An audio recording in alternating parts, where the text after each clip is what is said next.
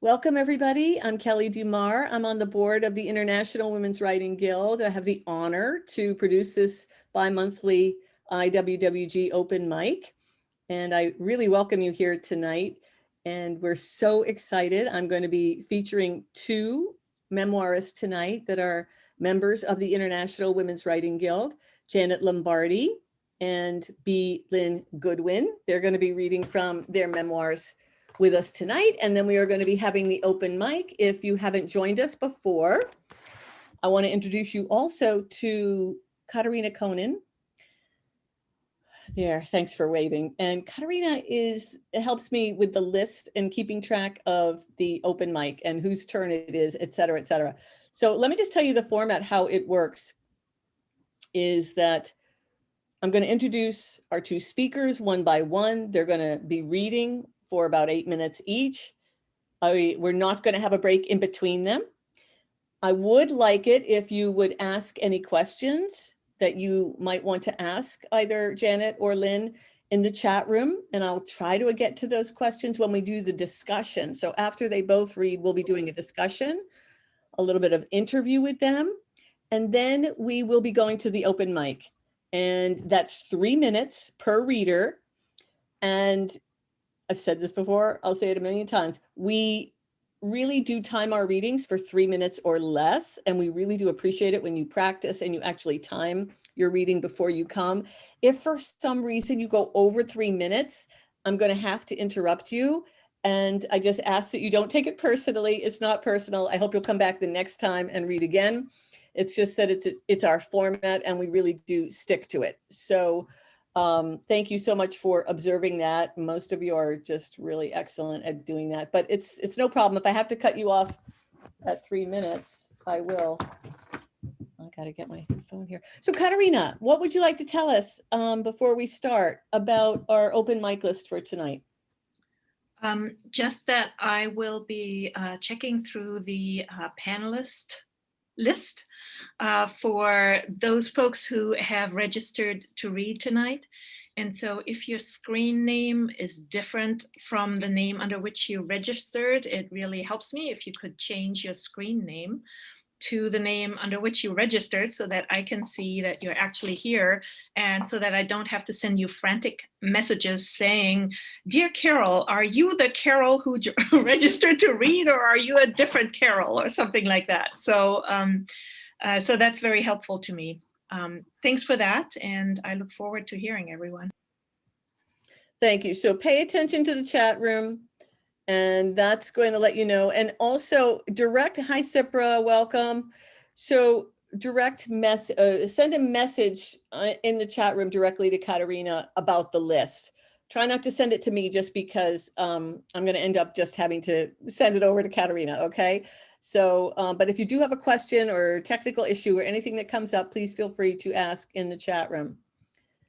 And okay, let's see. I would like to introduce our first speaker, Lynn Goodwin. Let's spotlight you, Lynn. There you go. Excellent. So what would I like to say about Lynn and her wonderful book?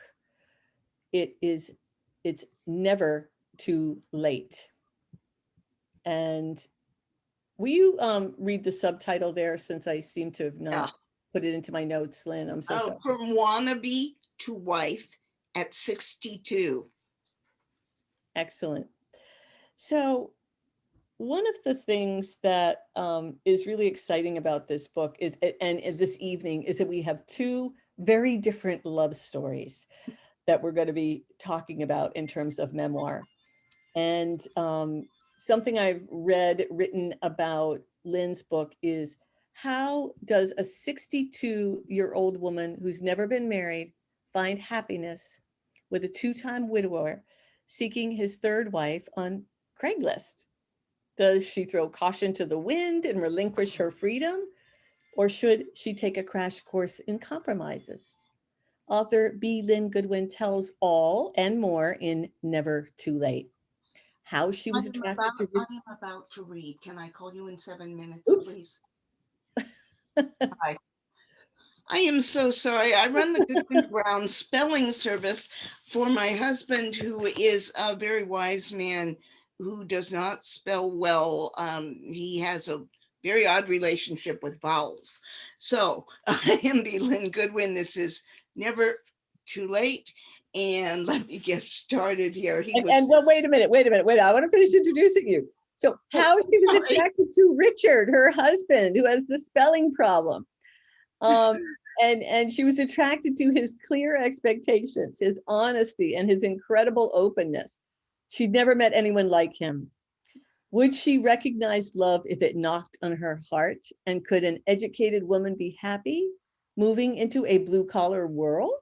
Whether you've been single forever, are trapped in an unhappy marriage, or you're simply curious, you'll find secrets to a happy marriage in Never Too Late. And now I just want to say one more thing. Here's a review by Kathy Pooler. I think many of you probably know Kathy. She writes a lot of reviews about books.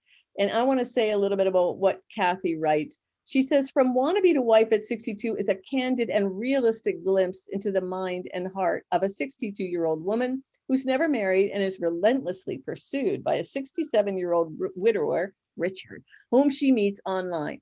With raw honesty, the author slowly reveals the conflict she's experiencing in making the decision to marry.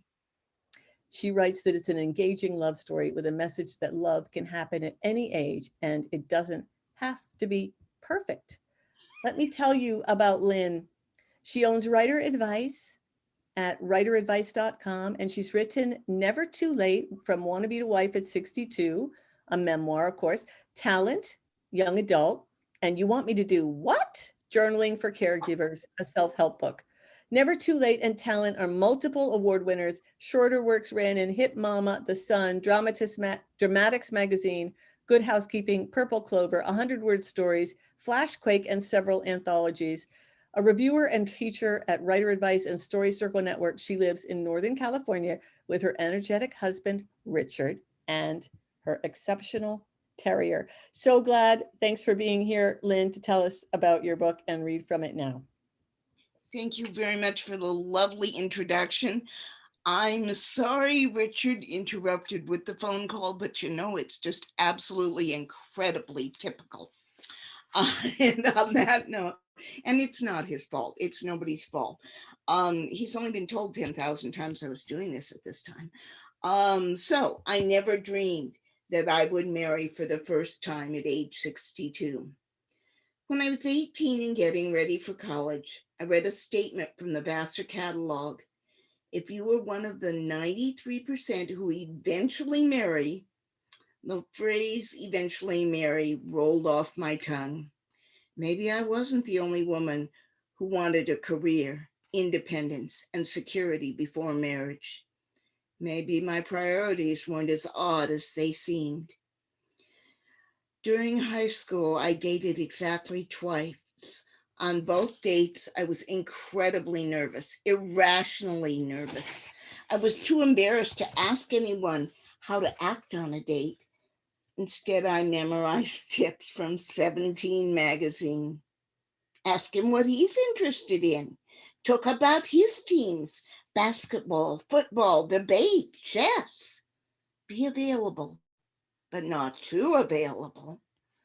How could I flirt without giving a guy the wrong idea? Where were the lines drawn between a nice girl and a cheap girl? I finally met the man who would become my husband on Craigslist. His ad in Men Seeking Women read, 1944 classic roadster with many miles left. Motor hums, transmission smooth, and all the gears work. Only 2 previous owners, very great women. Two-tone white with gray top, seeking a new woman owner who knows how to drive a classic. Thanks. P.S. This car is at church every Sunday. So if that is a problem with you, this car is not for you. How I admired Richard's metaphor. Following it was easy. I clicked on reply and said, love your ad. I suppose I'd be a 1949 classic roadster roadster. Motor hums unless it hesitates. Transmission and gears probably need a road test. Original owner, two-tone white with a reddish-brown top. This classic roadster could be parked next to yours on Sunday. Our roads aren't perfectly parallel. Might make life interesting. If anything piques your interest, please write back. When Richard came into my life, I received massive attention. The most loving man I'd ever met was also the most controlling. Maybe Richard was too honest for me. He spoke freely about his past, his mistakes, his successes, his beliefs, and his needs. He didn't hedge. Every time he told me that he had to be the head of the household because it was the biblical way, the good feeling inside of me curdled. Was he testing me? His first wife used to say, behind every good man is a woman, standing there with her arms crossed, rolling her eyes. Rather than end our relationship, I wanted him to admit that we had separate but equal talents. I provided the Goodwin spelling service whenever he typed a word with a squiggly red line underneath, and he put in GFIs and installed overhead lighting.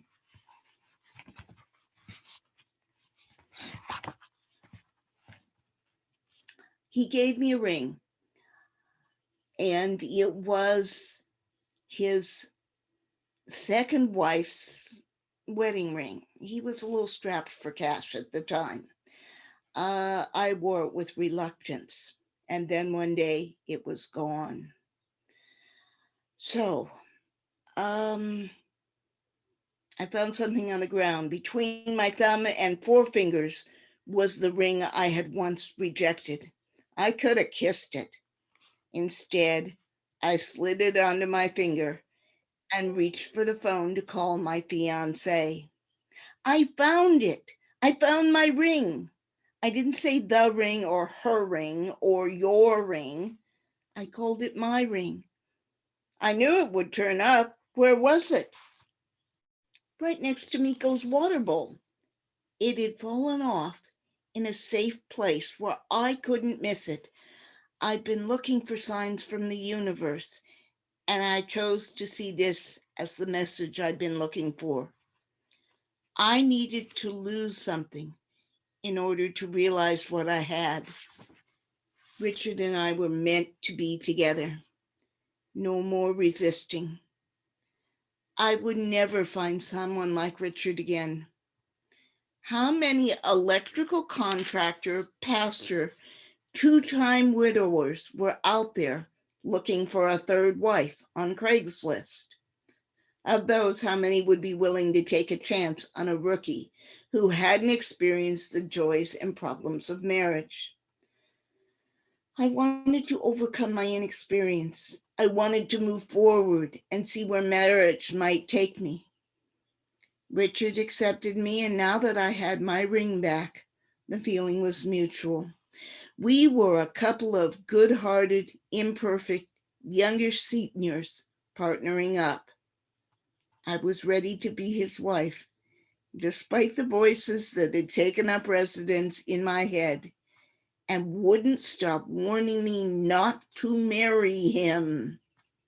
If I was going to move forward, it was now or never.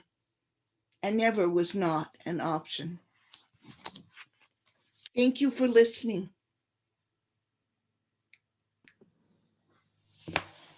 Thank you so much, Lynn. Wonderful. Thank you. I want to ask if anybody has any questions for Lynn. Put them in the chat room. We'll get to them. And after we hear from Janet Lombardi, who we're going to hear from now. Thank you so much. Oh, Okay. you are very welcome. All righty. I am going to spotlight Janet. Okay, I'm going to introduce Janet. And so one of the things I want to say first about Janet and her book, Bankruptcy, A Love Story, published by Heliotrope Books in 2017. Janet, one of the things I really like is a piece you wrote about writing this book, and maybe sort of a way for everybody to sort of think about framing what you're writing about. And it is about writing your own catastrophe. Mhm. And I think that is so wonderful because, well, we all have our own catastrophes. They may not be the same as yours, but I love how you wrote about that. You wrote, in December 2010, my husband Josh stood before a judge, received a 2 to 5 year prison sentence, was handcuffed and walked escorted through a metal cage into his life as an inmate of New York State Prison. Josh's incarceration, the result of desperate acts, was fueled by a long string of events: mounting debt, a clandestine affair of my own, heroin addiction, our troubled marriage, and the effects of 9/11. Those are the dramatic parts of the story. But the real story you write is about confronting and dealing with a catastrophe, something unexpected that changes your life. So I wanted also to mention briefly that Jan Phillips wrote a wonderful blurb. Of course, Jan is known to many of us in the International Women's Writing Guild. She writes that bankruptcy is an intriguing story of a shocking loss that could happen to anyone. The writing is riveting. It kept me up half the night. And then, of course, Susan Tabergian, many of us know Susan Tabergian. She also wrote about your book. She writes, Bankruptcy, a love story, rich in sensory details, captivates the reader from the first page to the end. Janet's voice is authentic. Her story is heart-wrenching. We learn what it feels like to be betrayed and yet to still love the betrayer. More than a coming of age story, it is a coming of self story. A memoirist wants to understand who she was in the past and who she is today. Janet has succeeded, and in doing so, she has opened doors to self-discovery for those who have the good fortune to read her fascinating memoir. So, Janet Lombardi has written for Salon.com, Newsweek.com, Newsday, and many others. She has been a featured guest on more than a dozen national radio shows, appeared on a Huffington Post Live web, and was profiled on the CNN Money website. Janet has been a member of the IWWG since 2006. You can learn more about her story at janetlombardi.com. I'll put that into the chat room. But for now, let me just introduce and say thank you so much for coming to read and tell us about your memoir, Janet Lombardi. Thank you so much, Kelly. Wow, what a great introduction. Thanks. And it's really an honor to be here tonight. And I want to just talk a little bit about, although you did say kind of the introduction that I was thinking, but, as a result of my husband going to prison, my family went into severe financial chaos. We lost our house. I had to pay off debts I didn't incur. And everything is very specific in the book. All the numbers and details are there. And as you said, yes, it's a story about financial and other infidelities, alcohol and drug addiction, sexuality. So it's got everything. But it's really a story about love and how I, as the narrator, made my way back from the wreckage, as I call it. I feel that if I got out of a financial wreck, so can other people. So that was a big point in my writing the book. So I'm going to be reading from the first chapter of the events of 9/11, which I believe set the stage for what happened to my husband, my former husband. And the scene is my 11-year-old son Adam's Little League game. As we were leaving the game, one of the coaches, Jim, stopped to chat with Adam and me. "I'll take this kid on my team anytime," Jim said, squeezing Adam's shoulder and flashing a toothy smile. Adam's eyes shone in gratitude for the sentiment. I knew how much Adam needed to hear about his strengths, and I was grateful for Jim's consistent reminder. It was as if Jim was in on some secret we shared about Adam's charm that the rest of the world hadn't noticed. Adam had been diagnosed 5 years earlier with ADHD. His teacher recommended we have a neurologist examine him. He's got a sweet nature, she said, but can't sit for long, is distracted by nearly everything, and talks too much. Sometimes he clamps his fingers around his lips to keep from blurting out.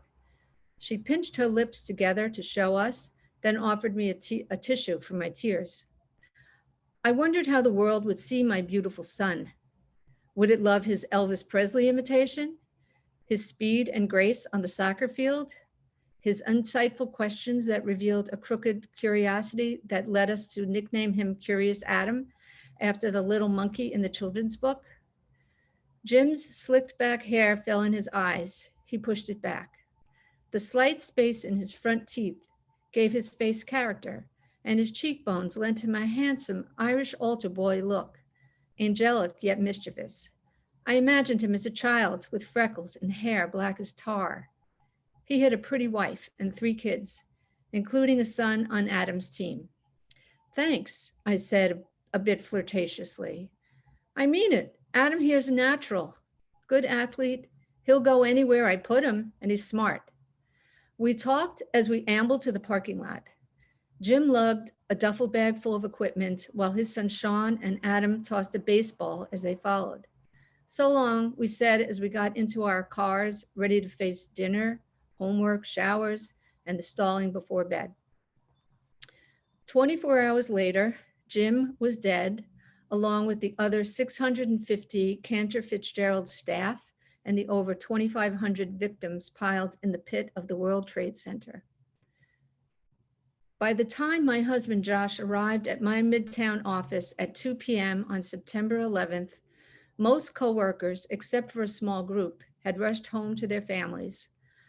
I paced the mauve carpeted hallway, walking my anxiety like a thoroughbred, afraid my husband wouldn't make it to me, that the Empire State Building, only 3 blocks away, would be detonated and the debris would choke us, that the railroad would be derailed, that friends wouldn't make it home that day. Even though I dispatched my best friend and neighbor Amanda to get a message to my boys that we were okay, I felt an urgency to get home. When Josh stepped through the doorway, my body relaxed. Then I noticed a plodding, tentative gait had replaced his usual sturdy pace. Gray soot covered his oxblood loafers, and he left ash footprints on the carpeting wherever he stepped. He shouldered his brown leather briefcase with a thick, flat strap. It weighed 20 pounds, and he wore it messenger style. He'd had shoulder surgery 3 months prior, and I was sure he ached as he lumbered up Broadway from Lower Manhattan. The group I was waiting with at the office eyed him eagerly, like he just returned from the other side of the moon. No one said anything. I hugged him with restraint, not only because I was surrounded by office mates, but because I didn't want to disturb the ash feathering his body. I already regarded him as a living tribute to the event. My lower body gingerly leaned away rather than into him. I didn't want to touch the ash, which felt infected with death and frightening, as if its power could harm us in some way. I squeezed his hand.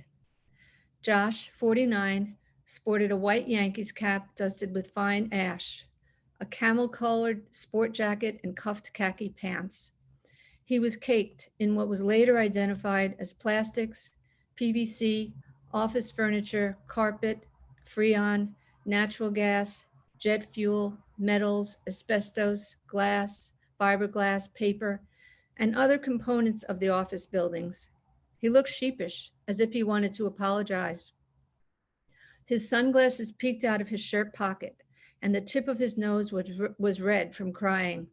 Later, I understood that hapless look, but then I didn't know the guilt he felt about saving himself, not going into the towers, coming to my office instead, so we could ride home safely together to Long Island.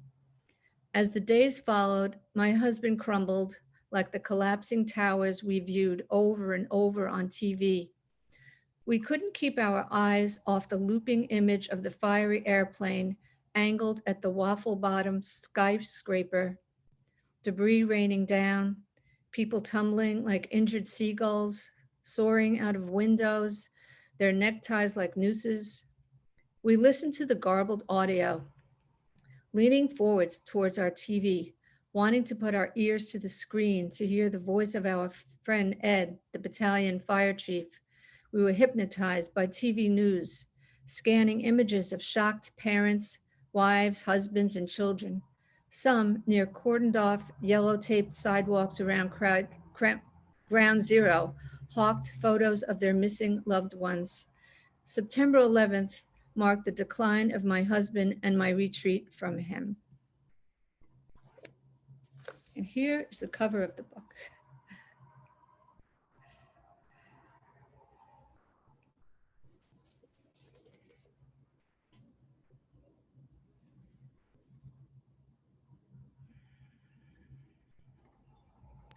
Kelly, you're muted.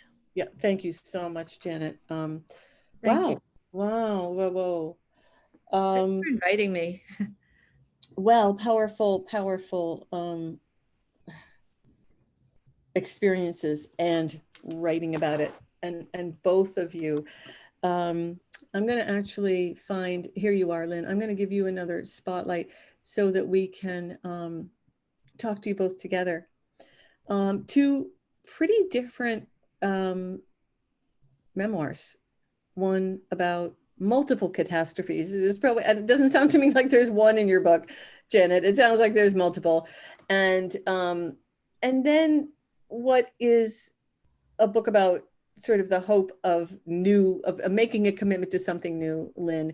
And there was, Jane Oakley says, I certainly want to hear more or read more in this case to you, Janet. And there was a question for you, Lynn,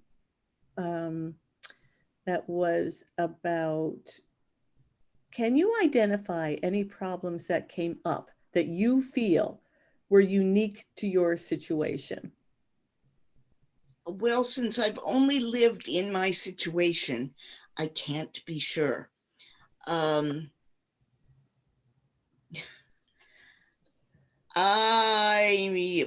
there were financial issues, and I was perfectly willing to, share halvesy, and we're still living in my condo, which is absolutely fine with me, and in fact, I like it very much. I don't know what if this is unique is the problem. Well, let me ask you this. Let's frame it this way. You were single until 62. Yeah. So, very single.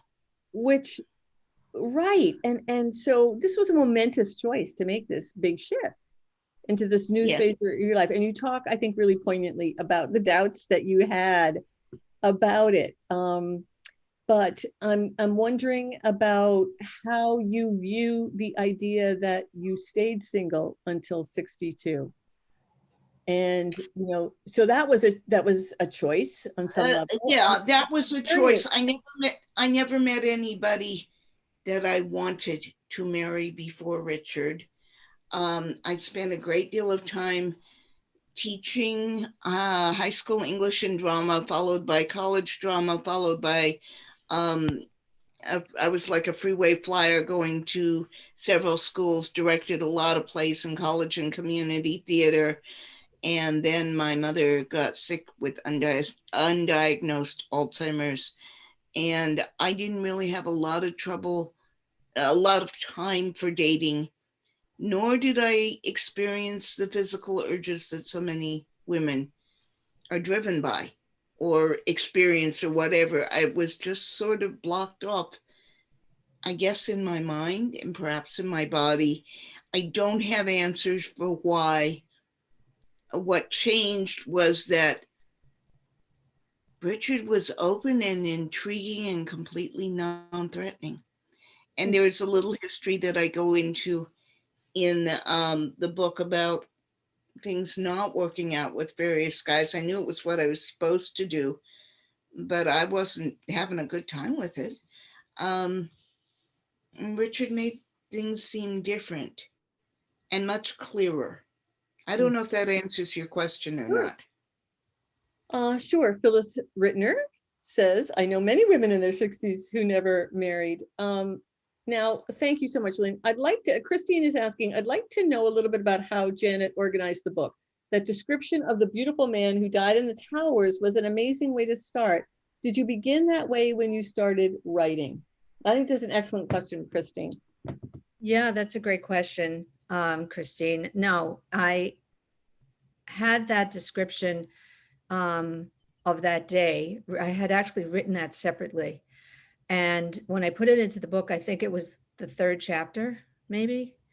And I ended up moving it up to the beginning because I wanted the most compelling introduction, obviously. And I felt that those details, and, plus I felt that what happened that day to my husband, who suffered post-traumatic stress disorder, really was so important in this telling of the story, because so many people were affected in so many different ways. And that was a real turning point for him personally. So, but yeah, it was kind of buried in towards the beginning of the book, but I did move it up. Yeah. So what else about memoir? I'm curious for the two of you. So you both reveal a lot. Obviously, personally, it's memoir. Would you each tell us a little bit about your decision? How did you know this was going to be a memoir? And when you thought about not writing it, what did that feel like? That's a great question. I actually started writing, I think I started not like writing a novel, like I fictionalized it at first, because there's so many personal details on, and that, I mean, that's kind of a whole other question, like what do you put in, what do you not, and do you have the stomach for it? So yeah, I really had to think a long time about what I would include and what I wouldn't include. And I remember I was in therapy, and I told my therapist that I wanted to write this book. And she said, she kind of had me think about what was the worst that could happen, because I was afraid, fear of exposure is a very real thing in memoir. So, and she said, well, and we kind of went to all the worst places. And she said, so, how do you feel? And I said, I still have to write this book. I had a real burning desire to tell this story. Mm-hmm. I hope that answers the question. It absolutely does. And I would imagine that it's essential because, to have that burning desire to tell this story, because I guess one question I have for you, Janet, in regard to that was, like, did you always know you had the stomach for it? So you had the burning desire, but I mean, I guess I'm imagining you wrestled with if I have the stomach for it. I think that having the stomach for it, for me, was a process. Because initially there were things that I didn't want to put in the book about myself, to be honest. And then I felt that if I was going to be honest and I was going to tell the real story, that I needed to tell the real story, because I wanted this to be an authentic memoir. I didn't want it to be half the story. And I also wanted to share my responsibility in what happened. That was a big factor for me, because if I wrote a memoir that was all about finger pointing to, my husband is now my former husband, that would be interesting to a point, but I think my role, okay, and I obviously didn't commit any crime or do anything like that, but there are things that happened in the marriage that I felt that, if I had done this differently or if I'd done that differently, and I really needed to go into detail about that. But I was scared, believe me, I was scared. But Sure. yeah, but I have gotten so much wonderful feedback, and I feel that was the best decision.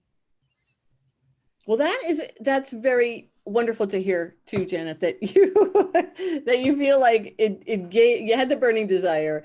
You really went through the process to engage with it and face those fears, think it through, and then you were very happy with your decision. There was a lot you gained from the process, ultimately. Absolutely. You wouldn't decide to do it differently now. No. So it was worth it. It changed your life. I'm sure it's changed the lives of many who've heard it. Let me check in with you, Lynn, on that question. Memoir. And very interesting, Janet had the idea that it was going to be a novel to have that distance, but what did you think about in how did you come up with the idea of memoir for this? At the time, I was a part of, and still am a part of a free writing group that no longer actually meets face to face. And everybody else was married, and I knew what I would, through their free writing, I knew what I was missing out on. So on about our third date, I thought, you know, if this goes anywhere, it might make a really good memoir. I haven't read one about a 62-year-old woman who's never been married or had a serious relationship, anything but platonic, who marries somebody who is very different from her. And I did a whole lot of journaling and talked briefly with some friends, all of whom advised me, do not marry this man. This is not you. You two are very different from each other.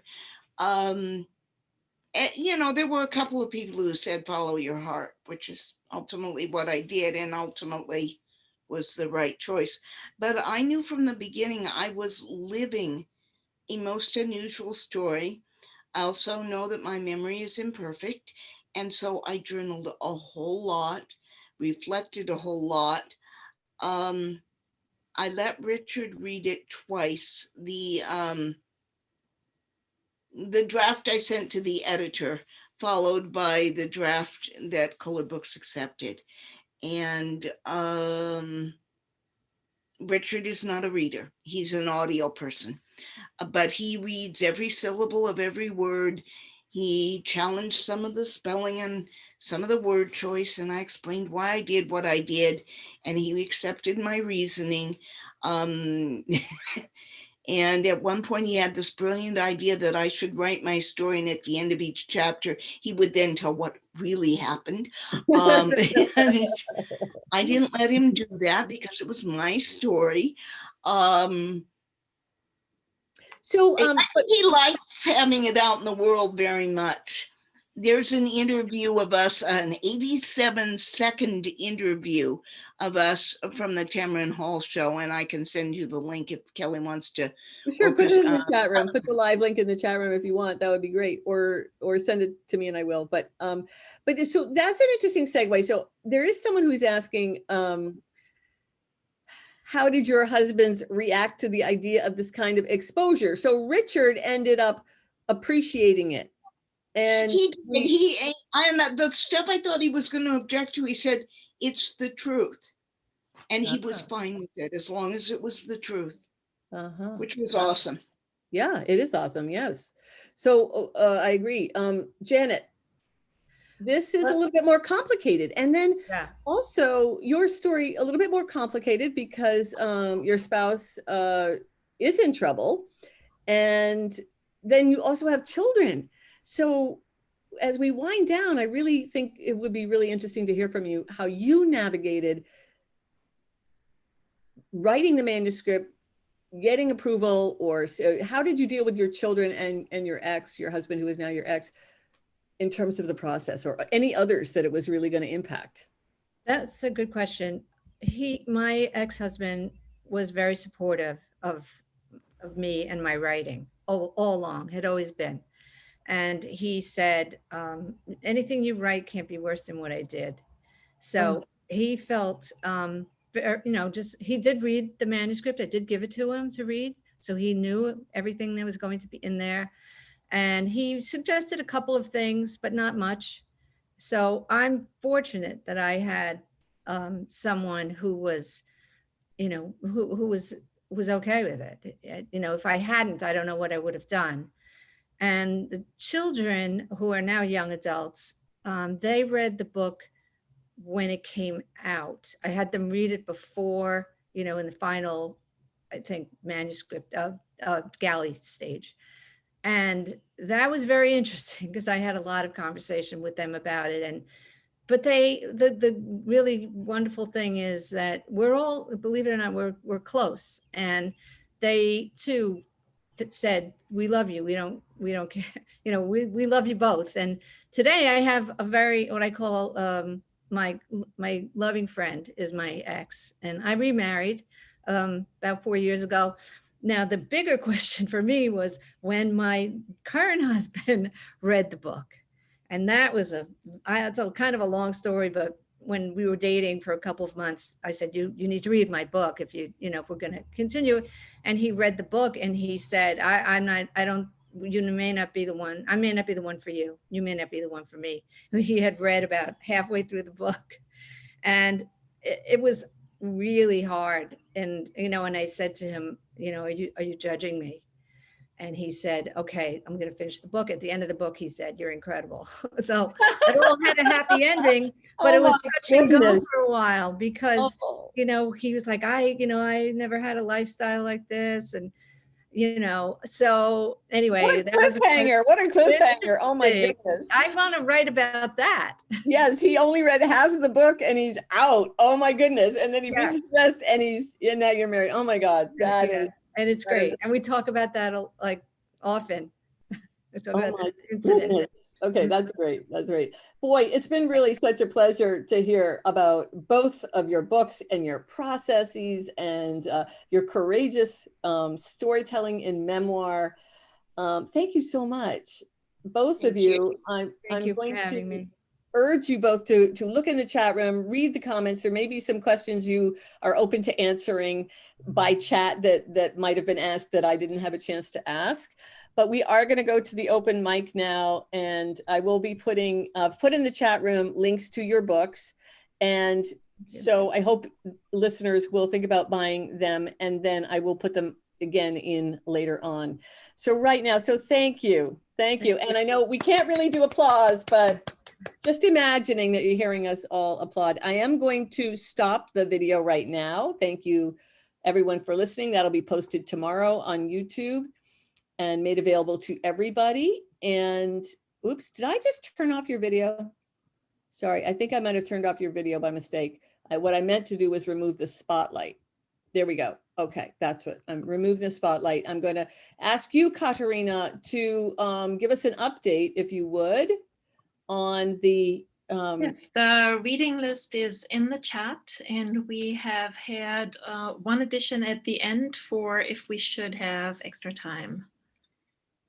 So we have 15 regularly registered readers plus one if there is time. Okay, excellent. Now, I'm going to, as you know, I usually read the 3 names. This means like, just get ready. That's the order for the next 3. And stay muted until I call your name, that it's your time to read. Then please unmute. And then when you are done reading, if you would mute again, that would be terrific. So you can all, I assume, see in the chat room that the list is going to be Latasha Drax, Candace Williams, and Catherine O'Neill are the first 3 readers. So if you 3 would please get ready. And I just want to remind everybody, 3 minutes max. Don't take it personally if I cut you off at 3 minutes. And please, and you listeners out there, you're fabulous. Thank you so much for giving so much positive feedback or ways that you identify and resonate with what's being read. So please feel free, keep your comments coming in the chat room. We love them and everybody loves them. And thank you for doing it. All righty, so let us be ready to hear from Latasha Drax. Please, I'm going to give you a spotlight. So Latasha, I don't see where you are. Wave your hand at me a little bit. There you are. Okay, great. So if you would unmute. Okay.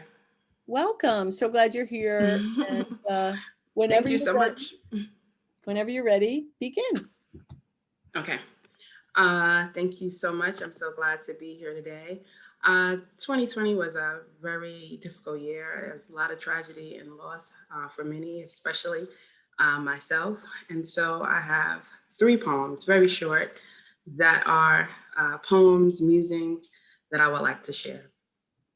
Poem number 1. Wasn't long ago, I dialed a suicide hotline. Not that I wanted to harm myself. I just needed someone available to listen. Through heavy tears, I gasped for pockets of air to speak. Tell me what's wrong, Debbie nudged. Waiting. Seconds passed, more likely minutes. Finally, I cried. I just want to breathe without choking. So did he. Poem number 2. That show that airs on the home box office resembles me. Color me insecure as I fumble to balance career, love, family, and faith, like a nervous funambulist given his first chance to walk the line. My dreams seem to die when I wake, only to resurrect when I sleep. So I'm stuck on this same channel, watching my